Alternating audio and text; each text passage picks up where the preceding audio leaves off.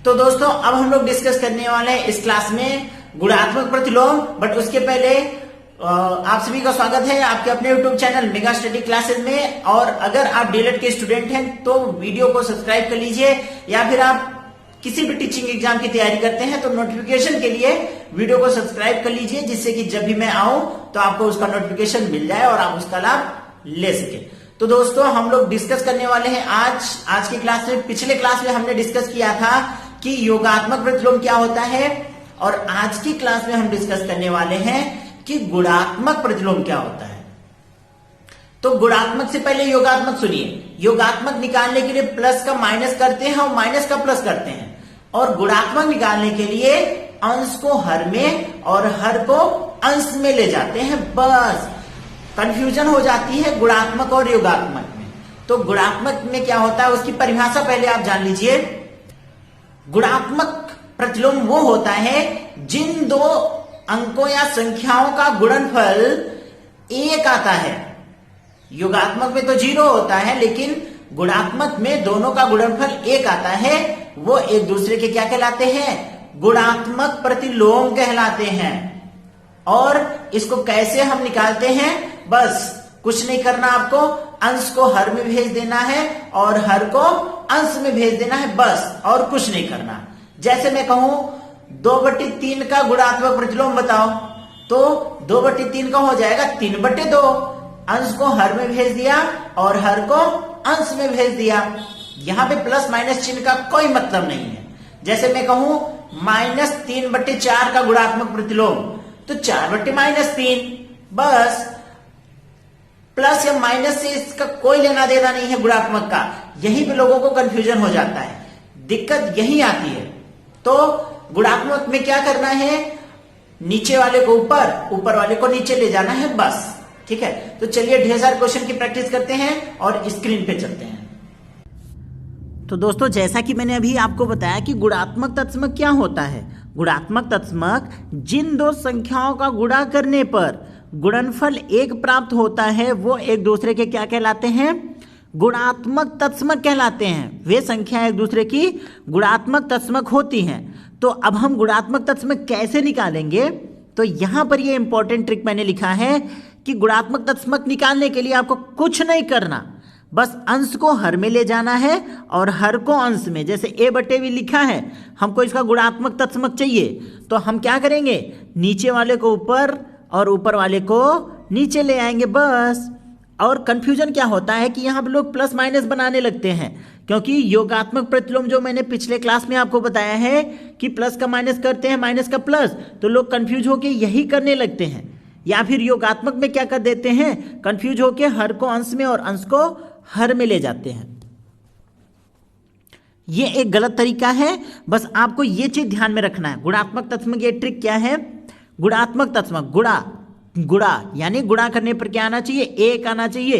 तो उसके लिए हम क्या करते हैं? अंश को हर में ले जाते हैं और हर को अंश में, बस और कुछ नहीं करते हैं। सिंपल सा है कि अगर मैं कहूं कि 5 का गुणात्मक प्रतिलोम क्या होगा, यहां पे तो कहेंगे सिर्फ अंश दिया हुआ है, तो बटे में 1 भी होता है हर।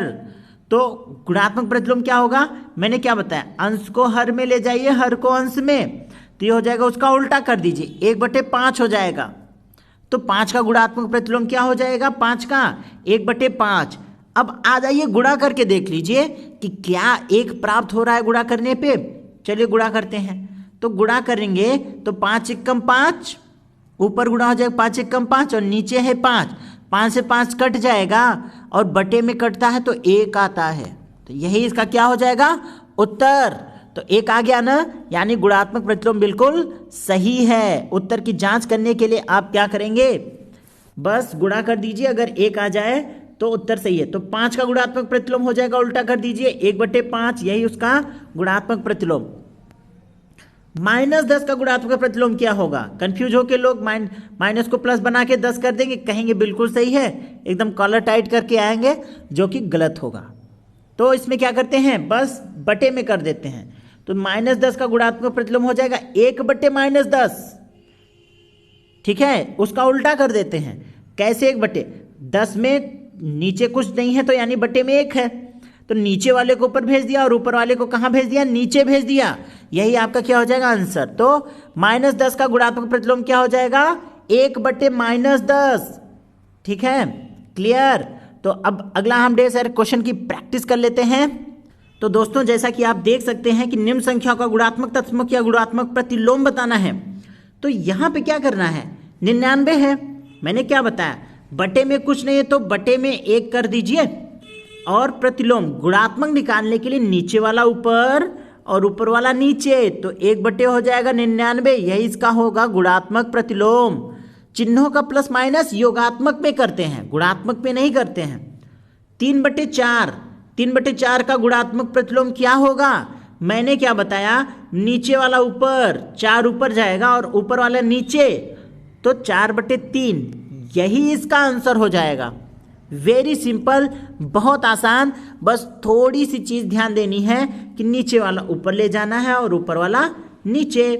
-4/5 का गुणात्मक प्रतिलोम बताना है, तो कुछ नहीं करना, बस नीचे वाला ऊपर और ऊपर वाला नीचे आ जाएगा, तो 5/-4, यही इसका हो जाएगा। Very simple and very easy answer.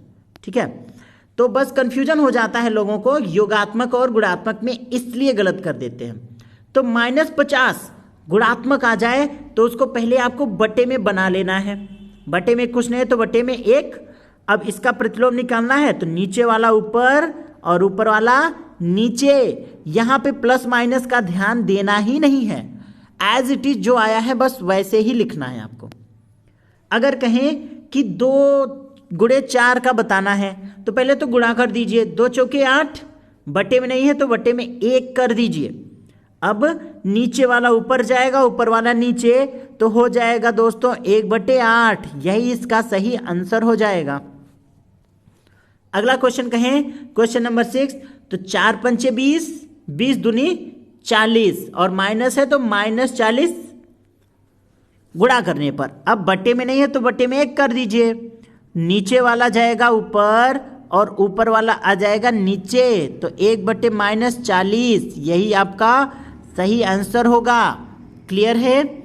चलिए अगला हम अगर करें क्वेश्चन नंबर 7, तो यहाँ पे इसको ध्यान दीजिए, पहले तो गुणा कर लीजिए, 4×3 = 12, 12×5 = 60, और माइनस माइनस का गुणा प्लस, फिर प्लस माइनस का गुणा माइनस, तो -60, ये हो गया गुणा।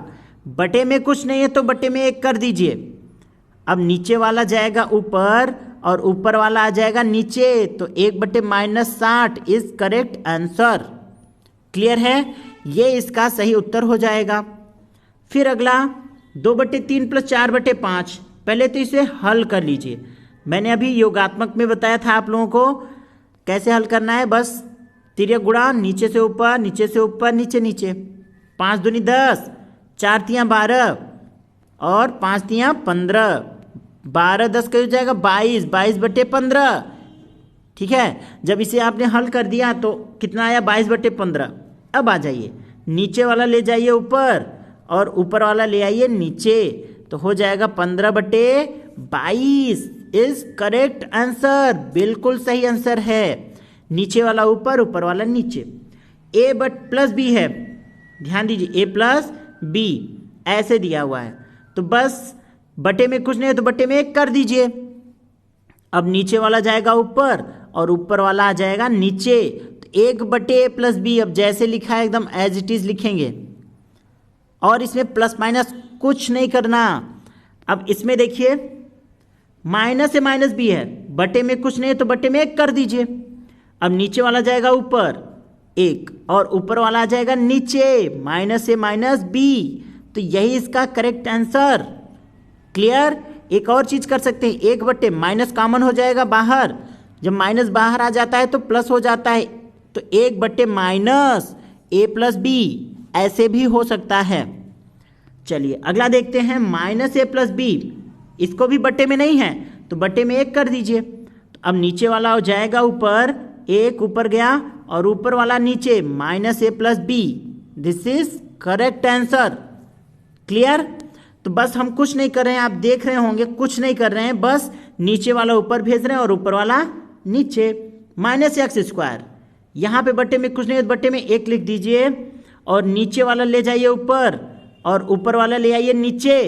1/-x², बिल्कुल सही आंसर। ठीक है, आशा करता हूं आप सभी लोग मेरे साथ इसको हल कर रहे होंगे और आप सबके सारे के सारे क्वेश्चंस के आंसर बिल्कुल सही जा रहे होंगे। इसे भी बटे में कर दीजिए, बटे में 1, तो नीचे वाला जाएगा ऊपर और ऊपर वाला जाएगा नीचे। 1/-x² प्लस y², बिल्कुल सही आंसर। क्लियर? चलिए, ये भी बटे में नहीं है तो बटे में कर दीजिए, तो नीचे वाला जाएगा ऊपर और ऊपर वाला आ जाएगा नीचे। 1/-x² minus y², sorry cube में है तो क्यूब में कर दीजिए। क्लियर? बहुत एकदम निहायत आसान सा इसका आंसर है, आसान सा तरीका है। और जब आप इसका गुणा करेंगे 4/5 गुणे 5/4, 4 पंचे 20 ऊपर, 4 पंचे 20 नीचे, 20 से 20 कट जाएगा, 1 आएगा और 1 का गुणात्मक प्रतिलोम 1 ही होता है। 1/1 करेंगे तब भी उसका उत्तर 1 ही आएगा और गुणा करेंगे तब भी इसका उत्तर 1 ही आएगा। क्लियर? आगे बढ़ते हैं। अगर अगला क्वेश्चन करें तो यहाँ पे 20 भाग का मतलब होता है बटे, तो 20 में 5 से भाग देना है यहाँ पे, तो 5 के 20 4 आया। बटे में कुछ नहीं है तो बटे में 1 कर दीजिए। अब इसका आप गुणात्मक प्रतिलोम निकालिए, तो नीचे वाला जाएगा ऊपर और ऊपर वाला आ जाएगा नीचे, तो 1/4 इसका करेक्ट आंसर है। या फिर ऐसे कर सकते हैं, 20/5 है तो नीचे वाला जाएगा ऊपर, 5 ऊपर गया और 20 नीचे आ जाएगा, 5/20। अब समान संख्या से ऊपर नीचे काट सकते हैं, 5 × 5, 5 के 20, तो आ जाएगा 1/4। यही इसका उत्तर हो जाएगा। क्लियर? तो आशा करता हूं आपको गुणात्मक प्रतिलोम भी अच्छे से समझ में आ गया। आपको क्या करना है, अगर मैं कहूं -a/b का गुणात्मक प्रतिलोम बताना है, कुछ नहीं करना, नीचे वाले को ऊपर ले जाना है और ऊपर वाले को नीचे ले जाना है, बस, और कुछ नहीं करना है। इसमें तो कुछ करना ही नहीं है। अगर कहें कि 4 + 2/3 का आप बताओ गुणात्मक प्रतिलोम, तो पहले इसे हल कर लीजिए। हल हो रहा है तो हल कर लीजिए। क्या करते हैं, 3 गुणा 3 चौके 12, 12 और 2 14 हो जाएगा, तो 14/3। अब इसका प्रतिलोम निकालिए, तो नीचे वाला जाएगा ऊपर और ऊपर वाला आएगा नीचे।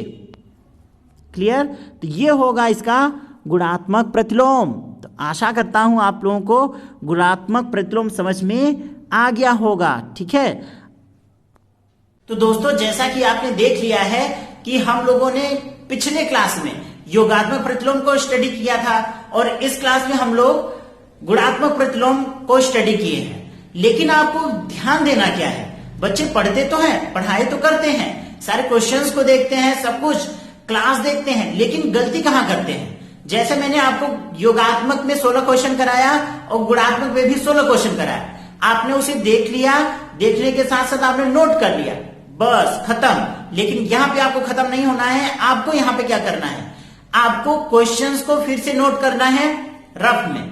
नोट करने के बाद फिर से उन क्वेश्चंस को आपको सॉल्व करना है। क्वेश्चंस को आप जब सॉल्व करेंगे खुद से, तो वहां पे आप देखेंगे कि आपको आ रहा है कि नहीं। जब तक आपको सारे क्वेश्चन सही सही ना आ जाए, अब आपने क्लास देखा, क्लास देखने के बाद उसको कॉपी में नोट किया, अब नोट करने के बाद उसका आंसर वगैरह भी एक दूसरे फेयर वाले नोट्स में नोट कर लीजिए, फिर उसको रफ में लगाइए। रफ में लगाने के बाद चेक करिए कि क्या आपके सभी क्वेश्चंस बन रहे हैं। बन रहे हैं तो वेरी गुड, आपका क्लास करना सार्थक रहा। और अगर क्वेश्चन नहीं बन रहे हैं तो क्लास को फिर से जाके करेंगे आप। ये चीज आपको विशेष ध्यान देनी है, नोट्स अच्छे से बनाना है और रेगुलर इंटरवल पे, मतलब बराबर हर एक हफ्ते में 2-3 टॉपिक के बाद से उसको फिर से आपको रिवीजन जरूर करना है। रिवीजन बहुत इंपॉर्टेंट है और रिवीजन में ये जरूर देखना है आपको कि क्या आपके क्वेश्चंस बन रहे हैं कि नहीं। बन रहे हैं तो स्पीड भी होनी चाहिए, क्योंकि समय बहुत कम होता है एग्जाम हॉल में, 1 घंटे का समय रहता है आपको।